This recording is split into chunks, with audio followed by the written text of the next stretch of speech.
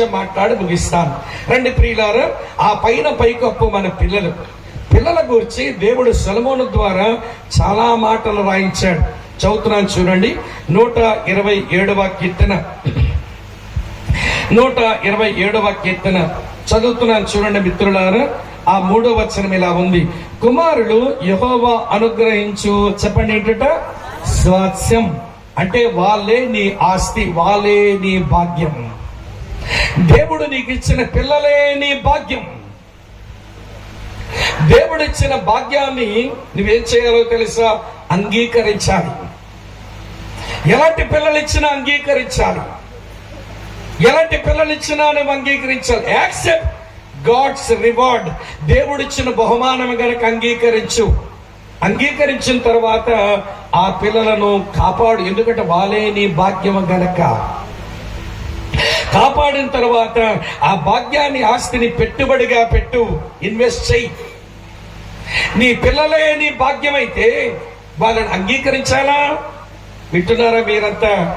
అంగీకరించిన తర్వాత వాళ్ళనేమో భద్రపరచాలా?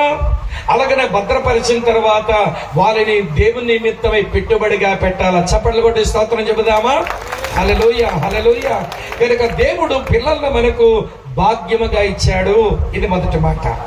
మన పిల్లలే మన భాగ్యంగా చూడటం మనకు రావాలి. రెండో సంగతి చెప్తాను చూడండి. తర్వాత ఏమన్నాడు? గర్భఫలము ఆయన ఇచ్చు, చెప్పండమ్మా ఏంటది? బహుమానం. పిల్లల భాగ్యం మాత్రమే కాదు, పిల్లల బహుమానమట. అమ్మ వింటున్నారా? ఇప్పుడు మైకేల్ అయ్య గారు నాకు ఈ పెన్ను బహుమానంగా ఇచ్చారు, పెద్ద ఆయన. అమ్మ వింటున్నారా? ఇప్పుడు పెన్నును తీసుకుని వందనాలు అయ్య గారు అని చక్కగా పెన్ను వాడుకుంటే నేను మైకేల్ అయ్య గారిని గౌరవించినట్లు ఈ బహుమానాన్ని కూడా గౌరవించినట్లు లెక్క. ఇప్పుడు నేను బయటికి వెళ్ళి అందరి మధ్యలోకి వెళ్ళి ఇచ్చారులండి పెద్ద పెన్ను అని ఇట్లా కొట్టాను అనుకోండి, ఎవరిని అవమానించినట్టు? పెన్ననిచ్చిన అయ్యగారినా? గట్టిగా చెప్పండి. అయ్యగారినే కదా. మరి దేవుడు బహుమానంగా నీకు కొడుకునిస్తే, దేవుడు బహుమానంగా నీ కూతుర్నిస్తే, వాళ్ళని కించపరిచి మాట్లాడుతుంటే ఎవరిను అవమానపరుస్తున్నావు? దేవుణ్ణి.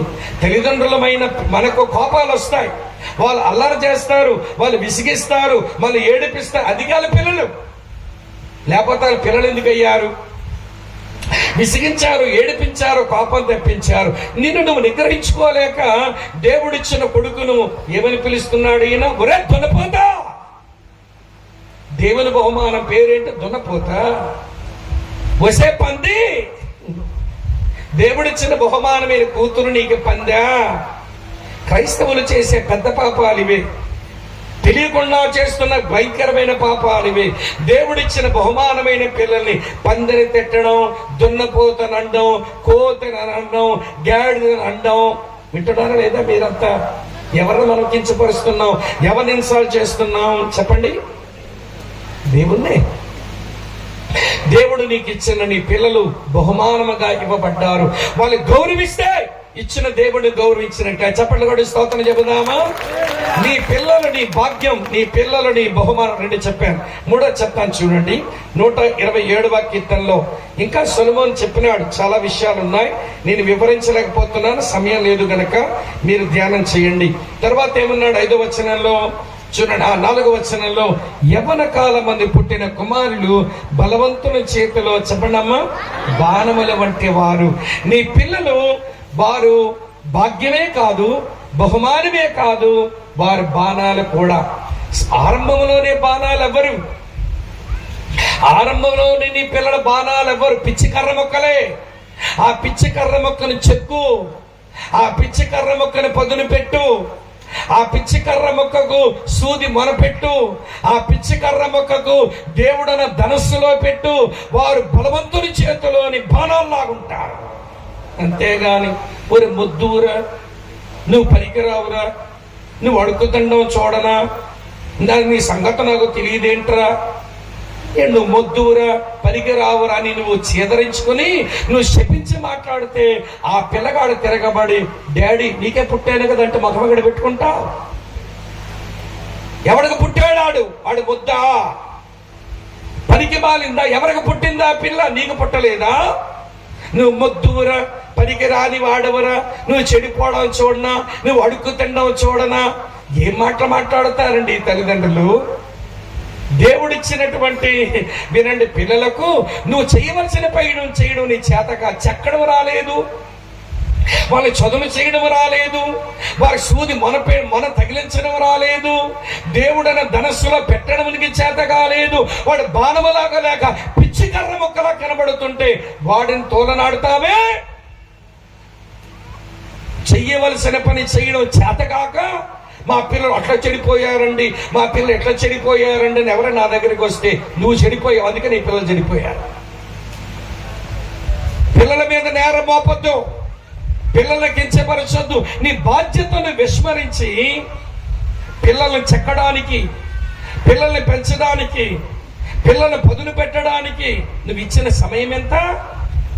నేను ఒక స్టోరీ చదివానండి, అది చదివినప్పుడు కళ్ళల్లో నీళ్లు నిండుకున్నాయి. ఒక చిన్న పిల్ల, 4 సంవత్సరాల పిల్ల వాళ్ళ నాన్న దగ్గరకు వచ్చి అంటుంది, డాడీ నెలకు మీరు పనిచేస్తారు కదా, ఉద్యోగం ఎంత జీతం అని అడిగిందట. అతగాడు అన్నాడు 30,000 అన్నాడు. అబ్బా, మీకు 30,000 వస్తుందా? నెలంతా పనిచేస్తే రోజుకి ఎంత అవుతుంది డాడీ అందట. అనగానే రోజుకు 1000 అవుతుందమ్మా అన్నాడు. పిల్ల ముఖం వెలిగిపోతుంది. అబ్బా, మా డాడీకి నెలకు 1000 రూపాయలు, 30,000 రూపాయలు, రోజుకేమో 1000 రూపాయలు వస్తుందట. డాడీ ఒక నిమిషం ఆగండి అని పరిగెత్తుకొని లోపలికి పోయి బెడ్రూమ్కి, మళ్ళీ పడగది నుంచి బయట నుంచి, డాడీ నాకు 700 ఇవ్వరు అడిగింది. నీకెందుకు 700? చిన్నపిల్లవి ఏం చేసుకుంటామంటే, లేదు డాడీ ఇవ్వండి డాడీ అని మారం చేసిందట. అప్పుడు వాళ్ళ నాన్న, ఇదేం ఖర్చు పెడుతుంది, బయటికి వెళ్ళడమే తెలియదు దీనికి అని 700 తీసి ఇచ్చాడు. మళ్ళీ పరిగెత్తుకొని తన బెడ్రూమ్లోకి వెళ్ళింది. అట్నుంచి చేతులు ఇలా జోడించి బోల్డని డబ్బులు పట్టుకొచ్చి, డాడీ మీకు రోజుకి 1000 రూపాయలు వస్తుందన్నారుగా, 700 మీరు ఇచ్చారు, 300 దాచుకున్న డబ్బులు ఉన్నాయి, మొత్తం 1000 అయిపోయింది డాడీ. ఈ 1000 తీసుకొని ఒకరోజు మీ నాతో గడపరా అని అడుగుతుంది పిల్ల. రోజుకు 1000 వస్తుందన్నారుగా డాడీ, ఈ 1000 తీసుకొని నాతో ఒక రోజు ఉండరు. ఈరోజు పిల్లలతో గడపడానికి టైం లేదు తల్లిదండ్రులకి. డబ్బు సంపాదించడానికి పోతావు, స్నేహితులని పోతావు, చుట్టాలని పోతావు, బంధువులని పోతావు, కానీ నీ కడుపుని పుట్టిన పిల్లల్ని వాళ్ళ ప్రయోజకులుగా చేయడానికి, నీ కూతురుతో గడపడానికి టైం లేని తండ్రివి నీవు. నీ కొడుకుతో సమయం గడపడానికి టైం లేని తల్లివి నీవు. మరి వాళ్ళు బాణాలు ఎట్లా అవుతారండి? పిచ్చికర్ర మొక్కలుగా మిగిలిపోరు. దీని బాధ కలిగిస్తున్నానా మీకు? దయచేసి ఆలోచించండి. దేవుడిచ్చిన పిల్లలే మన భాగ్యం, దేవుడిచ్చిన పిల్లలే మన బహుమానం, దేవుడిచ్చిన పిల్లలే మన బాణాలు. 3 చెప్పాను, టైం అయిపోతుంది, వివరించలేకపోతున్నా. ఏమండి, నా ముందు ఇంకా 4 నిమిషాలే ఉంది నేను ఇచ్చిన టైంకి. సరే రండి, 4వ సంగతి చెప్తాను. భాగ్యము బహుమానము బాణమే కాదు. చూడండి 5వ వచనం, వారితో తన అంబుని పొది నింపుకొనిన వాడు ధన్యుడు, అట్టివారు సిగ్గుపడక గుమ్మములో తమ విరోధులతో వాదించుదురు. మీ పిల్లలే మీ బలం. ఇశ్రాయేలీలు వ్యాపారస్తులతో వాదిస్తారు గుమ్మములో, ఇశ్రాయేలీలు శత్రువులతో వాదిస్తారు గుమ్మములో. బలమైన పిల్లలు కలిగిన తల్లిదండ్రులు వాళ్ళు బయటికే రారు, పిల్లలే చూసుకుంటారట. మా పిల్లలే మా బలం అనుకుంటారు. ఏమండి అన్నయ్య గారు, ఏమమ్మా అక్క, మీ దాంపత్య జీవితంలో దేవుడు ఆశీర్వదించి ఇచ్చిన మీ బిడ్డ మీకు బలమేనా? మీ పనులన్నీ చక్కబెట్టేవాడేనా? మీ పక్షంగా నిలబడేవాడేనా? మీకు మనశ్శాంతిని కలిగించేవాడేనా? అలా వాడు ఎదగడానికి నువ్వు సరైన పెంపకమే ఇచ్చావా? నీ పెంపకం ఇది ఆలోచించాలి మరి. ఎందుకంటే అది వాక్యం. ఎన్ని వచ్చినాయి ఇప్పుడు పిల్లల గురించి? పైకప్పులు, అమ్మ రేకులు, ఎన్ని రేకులు వచ్చాయి? ఏమర్రంత మౌనం అయిపోయారు? చెప్పండి, ఎన్ని రేకులు వచ్చాయమ్మా? బహుమానం ఒక రేకు, భాగ్యం ఒక రేకు, బాణం ఒక రేకు, చెప్పండి బలం ఒక రేకు. ఏమండి, 4 రేకులు పైన వేసాం, వెలుపున పట్టకుండా మరొక రేకు ఎడదాం. వెలుపును కొట్టి ఎవడు నీళ్లు పడకుండా ఎండ పడకుండా కొంచెం మరో రేగు పెడదాం. 5వ రేగు చదువుతున్నాను చూడండి. 128కి వెళ్ళిపోండి. 127 అయిపోయింది ఇక. 128 చదువుతున్నాను చూడండి ప్రియులారా. 3వ వచనం. నీ లోగిట నీ భార్య ఫలించు ద్రాక్షావల్లి వలె ఉండును, నీ భోజనం బల్ల చుట్టూ నీ పిల్లలు ఒలీవ మొక్కల వలె ఉందురు. నీ పిల్లలు ఒలీవ మొక్కలు. ఒలీవ మొక్కలు అంటే ఇశ్రాయేలీయుడు ఒకడు తన ఇంటి ఆరు బయట గాని తన ఇంటి వెనుక పెరట్లో గాని ఒక ఒలీవ మొక్క వేసుకుంటే అందులో అతను తన భవిష్యత్తును చూసుకుంటాడు. ఎందుకో తెలుసా? ఒలీవ ఎవడి వేర్లు ఆరోగ్యానికి వైద్యానికి పనికి వస్తాయి. ఒలీవ యొక్క బెరడు ఏమండి చర్మరోగాలు రాకుండా నీళ్ళలో బడిగించి పోసుకుంటే నీళ్లు చర్మరోగాలు రాకుండా ఉంటాయి. ఒలీవ చెక్క వస్తువులు తయారు చేసుకోవడానికి ఉపయోగపడుతుంది. ఒలీవ ఆకులు దేవుని సంధిలో ఎవడి ప్రదీపానికి నూనె కొరకు వాడుకుంటారు. ఆకులు కాయలేమో ఊరబెట్టుకొని ఆరోగ్యం కొరకు తింటారు, పళ్ళేమో ఆహారం కొరకు తింటారు. ఒలీవ చెట్టులో పనికిరానిది ఏది చెప్పండి?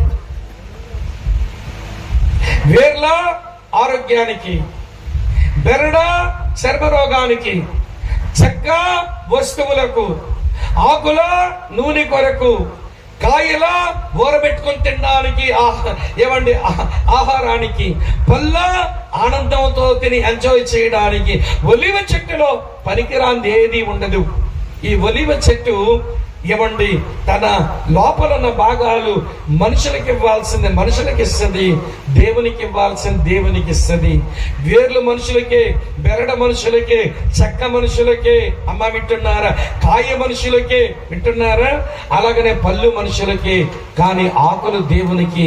ఆ ఆకుల్లో ఉన్న నూనె దేవుని సన్నిధిలో, వినండి ప్రియులారా, ఒలీవల నూనె కొరకు ఆకులన్నీ దేవునికి ఇస్తుంది. మనకు దేవుడిచ్చిన పిల్లలు వారు అటు దేవునికి ప్రయోజకులైనప్పుడు, ఇటు మనుషులకు మన పిల్లల ప్రయోజకులైనప్పుడు మన పిల్లలే మన భవిష్యత్తు. చప్పట్లు కొట్టి స్తోత్రం చెప్పుకుందామా? చప్పట్లు కొట్టి దేవుని స్తోత్రాలు చెబుదామా? ఇప్పుడు చెప్పండి, నీ పిల్లలు అలా చూడడమే వచ్చిందా? ఆ పిల్లలు అలా పెరగాలని ఆశించావా? నేను పిల్లలకు ప్రసంగించడం లేదు, తల్లిదండ్రులైన మీ ఇద్దరికి కలిపి ప్రసంగిస్తున్నాను. మీ పిల్లలు మీ భాగ్యం అనుకోవడం వచ్చా? మీ పిల్లలు మీ బహుమానం అనుకోవడం వచ్చా? మీ పిల్లలు మీ యొక్క బలం అనుకోవడం వచ్చా? మీ పిల్లలు మీ బాణాలు అనుకోవడం వచ్చా? మీ పిల్లలు మీ బలం అనుకోవడం వచ్చా? మీ పిల్లలే మీ భవిష్యత్తు అనుకోవడం మీకు వచ్చా? అసలు దేవుడిచ్చిన పిల్లల్ని ఎలా చూస్తున్నాం? ఇది మనకు తెలియాలి. ఇప్పుడు అమ్మ వింటున్నారా? భర్త పాత్ర భర్త పోషించాలి, భార్య పాత్ర భార్య పోషించాలి, పిల్లల పాత్ర పిల్లలు పోషించగలిగినట్లుగా మనం వాళ్ళని పెంపకంలో పెంచాలి. అప్పుడే మన ఇల్లు బాగున్నట్టు లెక్క. అమ్మ